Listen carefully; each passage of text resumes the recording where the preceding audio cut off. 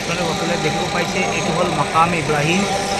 হযরত ইব্রাহিমে নবীন আলাইহিস সালাতু ওয়াসসালাম যেতিয়া কাবা শরীফ ইমারত কৰিছিলে, ওয়াইজ ইয়ারফা ইব্রাহিমুল কাওয়াইদ মিনাল বাইতি ও ইসমাইল, তেতিয়া এই পাথৰে আপোনাৰ চিৰিৰ কাম কৰিছিলে, পাথৰ দি লিফ্টৰ কাম কৰিছিলে আৰু পিছত পাথৰখিনি ইয়াতে প্ৰিজাৰ্ভ কৰি দিয়া হৈছে।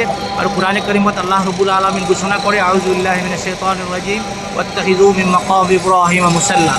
তো হজযাত্ৰীসকলে যেতিয়া হজ হওক আৰু উমৰা হওক তোৱাফ কৰে বা নফল তোৱাফ কৰে, সকলো নফল তোৱাফৰ পিছত তাৰ পিছত এই মাকামে ইব্ৰাহিমৰ পিছত যিকোনো এটা ঠাইত 2 ৰাকাত নমাজ পঢ়িব লাগে। এই 2 ৰাকাত নমাজ তোৱাফৰ কাৰণে ৱাজিব হয়।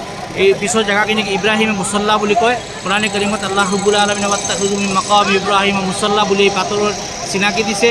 তো এইটো পাথৰৰ নাম হ'ল মাকাম ইব্ৰাহিম। এইটো কাবা শৰীফৰ দৰজাটিৰ সন্মুখত। আৰু মাকাম ইব্ৰাহিমৰ এই পিছফালৰ যিমানডোখৰ জেগা আছে, এই জেগাডোখৰ হ'ল এর পিছতে মানুহবিলাকে নমাজ পঢ়ি থাকে, নমাজৰ স্থান হিচাপে পৰিচিত হয়। আৰু কোনোবা মানুহে যদি সেই মাকাম ইব্ৰাহিমৰ পিছফালে এইডোখৰ জেগাত যদি স্থান নাপায়, নমাজ পঢ়িবলৈ ঠাই নাপায়, তেনেহ'লে মাতাফৰ যিকোনো ঠাইত এনেকুৱা যোনটো মাতাফ আছে যিকোনো ঠাইত নমাজ পঢ়িলে হৈ যাব।